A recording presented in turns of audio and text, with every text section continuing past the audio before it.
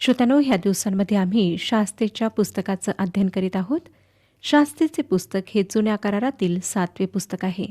आज 10 आणि 11 अध्यायांना आम्ही अभ्यासणार आहोत. आम्ही पाहिलं होतं श्रोत्यानो की कशा प्रकारे अबीमलेख ठार झाला.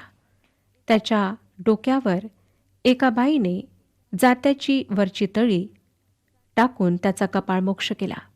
म्हणून त्याने आपल्या सोबतच्या तरुणाला म्हटले की तू तरवार उपसून मला छाटून टाक, नाहीतर एका बाईने मला जीवे मारले असे लोक म्हणतील. त्या तरुणाने त्याला भोसकले आणि अबीमलेख मरण पावला. अबीमलेख मरण पावला हे पाहून इस्रायली लोक आपापल्या स्थळी गेले. अबीमलेखाने आपल्या 70 भावांची कत्तल करून आपल्या बापाशी जे दुष्ट वर्तन केले होते त्याबद्दल देवाने त्याचे अशा प्रकारे पारिपत्य केले. आता 10व्या अध्यायात आम्हाला दिसतं की कशा प्रकारे तोला आणि याईर शास्ते झालेत. कदाचित तोलाविषयी आपण कधीच ऐकले नसेल. जर नसेल तर काही हरकत नाही, कारण त्याने लक्षात घेण्यासारखे किंवा दिसण्याजोगे काहीच केले नव्हते. 10वा अध्याय पहिली 2 वचने सांगतात, अबीमलेखानंतर इस्रायलाचे संरक्षण करावयाला इस्साखार वंशातील तोला बिन पुवा बिन दोदो हा पुढे आला. तो एफ्राईमाच्या डोंगराळ प्रदेशात शामीर येथे राहत असे. त्याने 23 वर्षे इस्रायलाचा न्यायनिवाडा केला. नंतर तो मृत्यू पावला. त्याला शामीर येथे मूठ माती देण्यात आली. तोलाने काय केले? तो मेला आणि त्याला शामीर येथे पुरण्यात आले. त्याने काही हस्तगत केले ह्याचा उल्लेख आम्हाला सापडत नाही. जरी तो 23 वर्षे इस्रायलांचा शास्ता होता, तरी त्याच्या कार्याविषयी एक सुद्धा गोष्ट लिहिण्यात आलेली नाही. श्रोत्यानो, आपण त्याविषयी सांगू शकतो. ह्या ठिकाणी आम्हाला फक्त एकच गोष्ट त्याच्याविषयी मिळते, ती म्हणजे त्याच्या कबरेच्या दगडावर लिहिलेली त्याची जन्मतिथी आणि मृत्यूतिथी. तोलानंतर 8वा न्यायाधीश याईर आला. 3 ते 5 वचने सांगतात, त्याच्यानंतर याईर गिलादी हा पुढे आला. त्याने 22 वर्षे इस्रायलाचा न्यायनिवाडा केला. त्याला 30 मुलगे होते. ते 30 गाढवावर स्वारी करीत. गिलाद प्रांतात त्यांची 30 नगरे असून त्यांना आजपर्यंत हव्वोथ याईर म्हणतात. याईर मरण पावला व त्याला कामोन येथे मूठमाती देण्यात आली. ह्या पुरुषाविषयी आम्हाला फक्त एवढेच सांगण्यात आले की त्याला 30 मुले होती आणि त्या प्रत्येकाकरिता त्याने एक गाढव विकत घेतले. त्याने त्यांच्याकरिता सुंदर चांगल्या जातीचे घोडे विकत घेतले नाही. श्रोत्यानो, प्रत्येकाला एक गाढव मात्र दिले. हे दृश्य किती चांगले दिसत असणार जेव्हा हे 30 पुत्र आपापल्या गाढवावर बसून गिल्दाच्या बाहेर निघत असतील. याईराच्या बाबतीत 3 गोष्टी आम्हाला पाहायला मिळतात. त्या म्हणजे पहिली गोष्ट, काही उद्देश नसताना त्याचा उत्कर्ष झालेला दिसतो. दुसरी गोष्ट, दबाव नसताना समृद्धी झालेली दिसते. आणि तिसरी गोष्ट, सामर्थ्य शक्ती नसताना त्याला प्रतिष्ठा प्राप्त झाली. त्या काळात गाढव हे उत्कर्षाचे चिन्ह मानल्या जात असे. ह्या आधारे कुठल्याही व्यक्तीच्या संपत्तीचा अंदाजा लावला जात असे. उदाहरणार्थ, शास्त्रीचे पुस्तक 5वा अध्याय आणि 10वे वचन, शुभ्र गर्दभावर स्वारी करणाऱ्यांनो, अमूल्य गालिचांवर बसणाऱ्यांनो, वाटेने चालणाऱ्यांनो, ह्याचे गुणगान करा. हे वचन उच्च प्रतीच्या स्थापनेबद्दल सांगते. गाढव संपत्तीचे चिन्ह होते आणि त्या काळी राजे लोक ह्याच प्राण्याचा सवारीकरिता उपयोग करीत असत. त्या काळी घोडे होते किंवा नाही ह्याबद्दल नेहमीच प्रश्न विचारला जातो.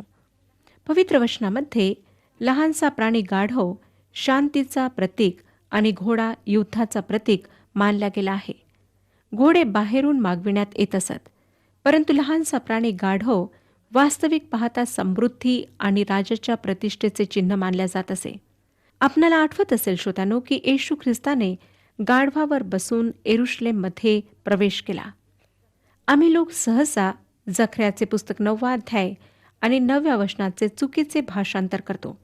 जखऱ्याच्या म्हणण्याचे तात्पर्य हे नाही की येशू ख्रिस्त दीन आहे कारण तो लहानशा प्राण्यावर अर्थात गाढवावर बसून आला. तो गाढवावर नम्र आहे, दीन आहे म्हणून नाही, तर तो राजा होता म्हणून सवार झाला. जर येशू ख्रिस्त राजा नसता श्रोत्यांनो, तर गाढवावर बसून येरुशलेम शहरात प्रवेश एक गृहीत मात्र कल्पना झाली असती आणि त्या लोक समुदायाद्वारे ह्या प्रकारची स्तुती आणि होसन्नाचे नारे सुद्धा कल्पना मात्र ठरले असते.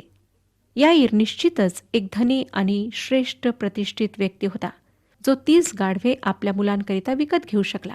त्याने स्वतःच्या प्रत्येक मुलाला एक एक गाढव दिले. एक दानशील परोपकारी पित्याचे ते चिन्ह होते. तो उदार होता आणि मला असं वाटतं की त्याच्या ह्या गुणांमुळे त्याने आपल्या मुलांना बिघडवले.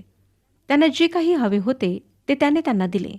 त्याचे जीवन ऐशो आरामाचे सुखविलासाचे होते. कदाचित त्याने वेगवेगळ्या प्रकारचे गाढव त्यांना दिले असेल आणि त्या काळी जे काही आधुनिक उपलब्ध होते ते त्याने सर्व आपल्या मुलांना दिले. परंतु प्रश्न हे उपस्थित होतात की काय ह्या गाढवांमुळे परमेश्वराला गौरव प्राप्त झाले? काय त्यामुळे याईरला एक चांगला शास्ता बनविण्यास मदत मिळाली? काय त्यांनी लोकांकरिता आशीर्वादात भर घातली? ह्या 30 मुलांमधून कोणी एकतरी परमेश्वराच्या कार्यात पुढे आला? नाही श्रोत्यानो, ते गिलादमध्येच राहिले आणि आम्हाला असा वृत्तांत कुठेही वाचायला मिळत नाही की त्यामुळे त्यांच्या वडिलांना चांगला शास्ता बनविण्याकरिता मदत मिळाली. आता हे खरं आहे की गाढवे आहेत म्हणून काही चुकीचे आहे आणि दुसरीकडे हे सुद्धा बरोबर नाही की एक माणूस शास्ता आहे जो आपला इतका वेळ मुलांमध्ये आणि गाढवांमध्ये घालवतो. हे पाहणे आमच्याकरिता महत्त्वाचे आहे. आमचा प्रभू येशू ख्रिस्त लहानशा गाढवावर बसून येरुशलेमात आला ह्यासाठी की जी भविष्यवाणी केल्या गेली होती ती पूर्ण व्हावी आणि स्वतःला राजाच्या रूपात त्याने प्रकट करावे. त्याचप्रमाणे होसन्याचे नारे गुंजल्या जावेत. हे सर्व पाहून सैतान क्रोधाने बेभान झाला आणि धार्मिक पुढाऱ्यांनी जेव्हा येशू ख्रिस्ताने शहराच्या फाटकातून आत प्रवेश केला तेव्हा विरोध केला. परंतु ह्या याईराच्या मुलांच्या गाढवांचा उपयोग कधीच अशा प्रकारे झाला नाही. ज्यावेळी ते ओरडलेत तेव्हा मला वाटतं सैतानाला हसू आले असेल आणि लोकांचे मनोरंजन झाले असेल. याईर उद्देशाविना उत्कर्षाचे चित्र आहे आणि श्रोत्यानो, हे धोक्याचे आहे. ह्याच प्रकारचे चित्र आम्हाला नोहाच्या काळात सुद्धा पाहायला मिळते. जेव्हा ते लोक विवाह करीत होते, स्वतःच्या मुली देत होते व दुसऱ्यांच्या मुली घेत होते. हे चित्र आम्हाला शल्मोनाच्या बाबतीत पाहायला मिळते, जेव्हा त्याने पुच्छ नसलेले माकड आणि मोर आणण्याकरिता जहाजे पाठविलीत. मोर सौंदर्यासाठी आणि माकडे मनोरंजनासाठी. आज आमच्या जगामध्ये आमचा उत्कर्ष होत आहे, पण उद्देश नाही. मला आपणाला विचारू द्या की काय तुमच्या जीवनाचा काय उद्देश आहे? तुमच्या जीवनात काही उद्देश आहे काय? तथ्यरहित, ध्येयरहित तुम्हाला तुमचे जीवन कंटाळवाणे वाटते का?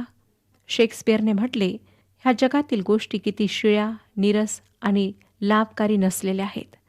आज आम्हाला आवश्यकता आहे श्रोत्यानो, योग्य दिशेची आणि योग्य प्रकारे विस्तार करण्याची. आम्हाला जगण्यासाठी कारण पाहिजे आणि ते कारण आहे येशू ख्रिस्त. येशू ख्रिस्त सगळ्यात मोठे आव्हान आहे. कुठलाही माणूस हे आव्हान स्वीकारून आपले जीवन सार्थक करू शकतो. याईरचे दिवस सामर्थ्यविना प्रतिष्ठा ह्या बाबतीत सुद्धा ठळक दिसून येतात. तो समाजातील प्रतिष्ठित पुरुष होता. त्याच्या मुलांना सुद्धा कधीच कुठली अडचण भासली नसेल. परंतु याईरची कब्र किंवा स्मारक कुठे बांधण्यात आले असा उल्लेख मात्र आम्हाला आढळत नाही. त्याला अजाण अशा ठिकाणी पुरण्यात आले. त्याने चटकन लक्षात येणारे असे कुठलेच कार्य केले नाही. त्याने हिताचे कार्य सुद्धा केले नाही. त्याने कधी विजय प्राप्त केला नाही. त्याच्याजवळ 30 गाढवे होते, पण आध्यात्मिक सामर्थ्य नव्हते. आज आम्ही अशा काळात राहत आहोत जेथे मंडळांनी स्वतःचे सामर्थ्य गमावले आहे. खरं श्रोत्यानो, कशा प्रकारचे चित्र ह्या माणसामध्ये आम्हाला आढळते? आता आपण 6वं वचन वाचूया. मग इस्रायल लोकांनी परमेश्वराच्या दृष्टीने वाईट ते पुन्हा केले. बालिम व अष्टारोथ ह्या दैवतांची आणि आराम, सिदोन, मवाब, अम्मोनी व पलिष्टी ह्या सर्वांच्या दैवतांची ते सेवा करू लागले. त्यांनी परमेश्वराचा त्याग केला, त्याची सेवा ते करीनात. आपल्याला वाटत असेल की इतक्या प्रसंगातून गेल्यानंतर, इतके अनुभव आल्यानंतर इस्रायल लोकांना समजून आले असेल की जेव्हा ते मूर्तीपूजेकडे वळलेत तेव्हा त्यांच्यावर दुःख आणि त्रास आला, कारण त्यांच्या मूर्तीपूजेमुळे ते पुन्हा दास्यात गेले. त्यांनी पलिष्ती आणि अम्मोनी लोकांची 18 वर्षे चाकरी केली. मानवी स्वभाव पतित स्वभाव आहे. इर्मयाने 17वा अध्याय आणि 9व्या वचनामध्ये म्हटले आहे, हृदय सर्वात कपटी आहे, ते असाध्य रोगाने ग्रस्त आहे, त्याचा भेद कोणास समजतो? आणि खरोखर श्रोत्यानो, आम्ही हृदयातले विचार उमगू शकत नाही. आमच्याकरिता ह्या लोकांकडे जे येशू ख्रिस्ताआधी 1000 वर्षे आधी होऊन गेलेत, बोट दाखवून तुम्ही चूक केली हे म्हणणे, स्वतः काय करीत आहोत, काय चुका करीत आहोत हे पाहण्यापेक्षा सोपे आहे. आज आम्ही काय करीत आहोत? आज मंडळांमध्ये लोक परमेश्वरापासून दूर जात आहेत, विश्वासापासून दूर हटत आहेत. मानवी स्वभाव ह्याप्रमाणे आहे. आज आम्ही अशा राष्ट्रामध्ये आहोत जे राष्ट्र संकटात आहे, त्रासात आहे. आम्ही सर्व प्रयत्न केलेत, परंतु आम्ही शांती आणि एकता स्थापित करू शकलो नाहीत. श्रोत्यानो, फक्त परमेश्वराकडे वळल्यानंतरच आम्ही सरळ मार्गावर येऊ शकतो. हे कदाचित समयानुसार बरोबर वाटणार नाही, परंतु येशू ख्रिस्ताच्या 1000 वर्षापूर्वी सुद्धा हे असेच होते. इस्रायली दुसऱ्या देवतांच्या मागे लागलेत. जिवंत देवाची उपासना करणे त्यांनी नाकारिले. आणि मग पहा काय झाले. 7वं वचन आम्हाला सांगतं, म्हणून परमेश्वराचा कोप इस्रायलांवर भडकला आणि त्याने त्यांना पलिष्ठांच्या व अम्मोन्यांच्या हाती दिले. परमेश्वर कुठल्याही पात्राला जर ते पात्र कामी येत नाही तर काढून टाकू शकतो. पुष्कळसे लोक हा विचार करतात की परमेश्वराला मंडळांची गरज आहे, आणि ती सुद्धा विशेष प्रकारच्या मंडळांची. आणि ते हे सुद्धा विचार करतात की परमेश्वराला अशा देशाची आवश्यकता आहे जो देश प्रचारक किंवा सेवक पाठवू शकेल. तसं पाहिल्यास परमेश्वराला आमच्यापैकी कोणावर अवलंबून राहण्याची किंवा आमच्याकडून कार्य करून घेण्याची आवश्यकता नाही. परमेश्वर आमच्यावर अवलंबून नाही हे लक्षात घ्या, परंतु आम्ही त्याच्यावर अवलंबून आहोत. ह्यावेळेला असं प्रतीत होतं की इस्रायलांची स्थिती फारच निम्न स्तरावर पोहोचलेली होती. 10वं वचन पहा काय सांगतं, मग इस्रायल लोकांनी परमेश्वराचा धावा करून म्हटले, आम्ही आमच्या देवाचा त्याग केला आणि बाल देवतांची सेवा करून आम्ही तुझ्या विरुद्ध पाप केले आहे. श्रोत्यानो, शेवटी हे इतके त्रासून गेले, इतकी दयनीय स्थिती त्यांची झाली की ते परमेश्वराकडे माघारी फिरले. ह्या ठिकाणी आम्ही पाहतो की पुन्हा तीच जुनी कहाणी चक्राप्रमाणे फिरत आहे. इतिहासाचे चक्र फिरू लागले. त्यानंतर काय झाले? 11 ते 16 वचने. तेव्हा परमेश्वर इस्रायल लोकांना म्हणाला, मी तुम्हाला मिस्री, अमोरी, अम्मोनी व पलिष्टी ह्यांच्या तावडीतून सोडविले. तसेच सिदोनी, अमालेकी व मिद्यानी ह्यांनी तुम्हाला हैराण केले. तेव्हा तुम्ही माझा धावा केला आणि मी तुम्हाला त्यांच्या हातून सोडविले नाही का? तरी तुम्ही मला सोडले आणि अन्य देवांची सेवा केली, म्हणून ह्यापुढे मी तुमची मुक्तता करणार नाही. जा, तुम्ही मानलेल्या दैवतांचा धावा करा. तुमच्या विपत्काली त्यांनी तुम्हाला सोडवावे. तेव्हा इस्रायल लोक परमेश्वराला म्हणाले, आम्ही पाप केले आहे. तुला बरे दिसेल तसे कर. आज मात्र आमचा बचाव कर, एवढीच आमची विनवणी आहे. मग ते आपल्यातील परके देव टाकून देऊन परमेश्वराची सेवा करू लागले. इस्रायलांचे हाल पाहून त्याच्या मनाला खेद झाला. श्रोत्यानो, इतकं होऊन सुद्धा आम्हाला दिसतं की आमचा परमेश्वर त्यांच्यावर दया करीत आहे. खरोखर आमचा परमेश्वर किती दयाळू आणि अनुग्रहकारी आहे. 17 ते 18 वचने पहा. मग अम्मोनी लोकांनी एकत्र जमून गिलाद येथे तळ दिला. तसेच इस्रायल लोकांनी गोळा होऊन मिस्पा येथे तळ दिला. गिलादाचे सरदार एकमेकास विचारू लागले, अम्मोनी लोकांशी सामना सुरू करायला कोणता मर्द तयार आहे?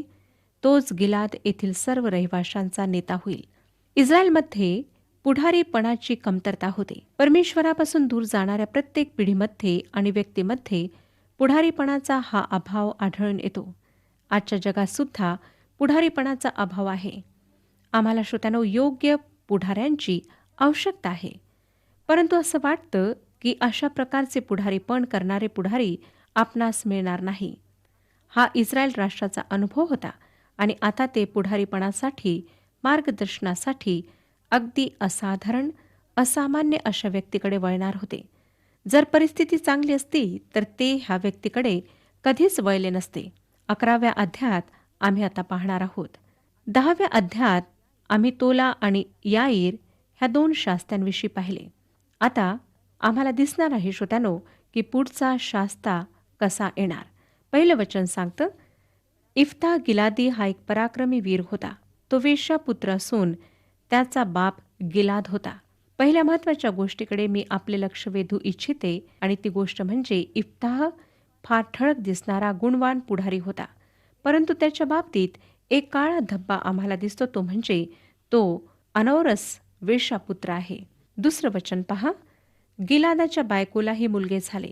हे तिचे मुलगे मोठे झाल्यावर त्याला म्हणाले, तू परस्त्रीचा मुलगा असल्यामुळे आमच्या वडिलांच्या घराण्यातील वतनात तुला वाटा मिळणार नाही असे म्हणून त्यांनी त्याला हाकून दिले. नीतिसूत्रे 2 अध्याय आणि 16व्या वचनामध्ये परस्त्रीविषयी सांगण्यात आले आहे, जिच्यापासून मुलांनी सावधान राहावे. वचन सांगतं की परस्त्रीपासून, मोहक भाषण करणाऱ्या परस्त्रीपासून ज्ञान तुझा बचाव करील. योसेफस आम्हाला सांगतो की गिलादाची पत्नी गैर यहुदी होती. यहुदी लिखाणामध्ये तिला इश्माएली म्हणून संबोधण्यात आले होते. इफ्ताह एका साधारण अन्य जातीच्या वेश्येचा पुत्र होता. एक व्यक्ती, मग तो कोणी का असेना, जर तो अनौरस पुत्र आहे, बेकायदेशीरपणे जन्मलेला आहे, तर त्याच्यावर त्यामुळे कलंक लागतो. त्याला तेच नाव नेहमीकरिता प्राप्त होते. इफ्ताला बाहेर हद्दपार करण्यात आले, जातीबाहेर टाकण्यात आले, वाळीत टाकण्यात आले. अनुवादाचे पुस्तक 23वा अध्याय आणि 2ऱ्या वचनाप्रमाणे अगम्यागमनाने जन्म पावलेल्या मनुष्याने परमेश्वराच्या मेळास येऊ नये. 10व्या पिढीपर्यंत त्याच्या वंशातला कोणीही परमेश्वराच्या सभेस येऊ नये. मोशेच्या नियमाप्रमाणे श्रोत्यानो, अशा मनुष्याने परमेश्वराच्या मेळास येऊ नये म्हणून प्रतिबंध लावण्यात आला होता. बेकायदेशीर पुत्र असणे एक प्रकारे अपंगता आहे, परंतु काही लोकांनी ह्यावर सुद्धा मात केली आहे. जगात काही राजे, सम्राट, सेनापती, कवी असे होऊन गेलेत, जे बेकायदेशीरपणे जन्मले होते. इफ्ताह सुद्धा त्यांच्यापैकीच एक होता. पण आपणाला आढळून येईल की त्याने सुद्धा ह्या अपंगपणावर मात केली. 3रं वचन सांगतं, 11वा अध्याय 3रं वचन, तेव्हा इफ्ताह आपल्या बांधवांच्या भीतीने पळून गेला आणि टोब देशात जाऊन राहिला. तेथे रिकामटेकडे लोक त्याला मिळाले आणि ते त्याच्याबरोबर वावरू लागले. श्रोत्यानो, इफ्ताह कोणतेही दुष्कृत्य करावयास तयार असणाऱ्या अविचारी साहसी मनुष्यांचा पुढारी बनला. त्याच्या देशाकरिता पुढारी बनण्याआधी त्याला 3 बाधा किंवा अडथळ्यांना ओलांडावे लागले. तो वेश्यापुत्र होता. त्याच्या भावांनी त्याला बाहेर काढले होते आणि तो धिक्कारलेल्या, सोडून दिलेल्या समूहाचा पुढारी बनला. उपयोगात आणण्यासारखी काही विशेषता त्याच्यात नव्हती, परंतु परमेश्वर अशा लोकांचा सुद्धा उपयोग करतो. परमेश्वर फार विलक्षण रीतीने कार्य करतो आणि त्या लोकांना उपयोगात आणतो ज्यांना ह्या जगाने धिक्कारले आहे, सोडले आहे. आता 4 ते 8 वचने सांगतात की काही दिवसांनी अमोनी लोकांनी इस्रायलाशी युद्ध पुकारले. अमोनी लोक इस्रायलांशी लढू लागले. तेव्हा गिलाद येथील वडील जन इफ्ताहाला आणण्यासाठी टोब देशी गेले. ते इफ्ताहाला म्हणाले, चला आमचे सेनापती व्हा, म्हणजे आपण अमोनी लोकांशी युद्ध करू. इफ्ताह गिलादाच्या वडील जनांना म्हणाला, तुम्ही माझा द्वेष करून मला आपल्या बापाच्या घरातून हाकून दिले होते ना, आणि आता कशाला आलात? संकटात पडलात म्हणून? गिलादाचे वडीलजन इफ्ताहाला म्हणाले, होय, म्हणून तर आम्ही आता तुमच्याकडे आलो आहो.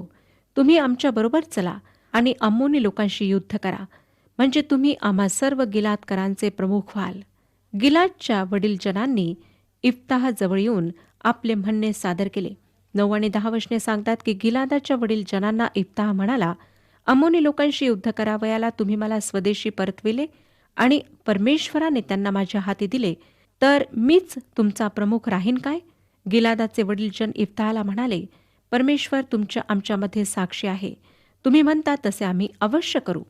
गिलादच्या वडीलजनांकरिता इफ्ताने काही गोष्टी फारच गुंतागुंतीच्या केल्या होत्या, परंतु तरी त्यांना स्वतःचा अभिमान गिळून त्याच्या अटी स्वीकाराव्या लागल्यात.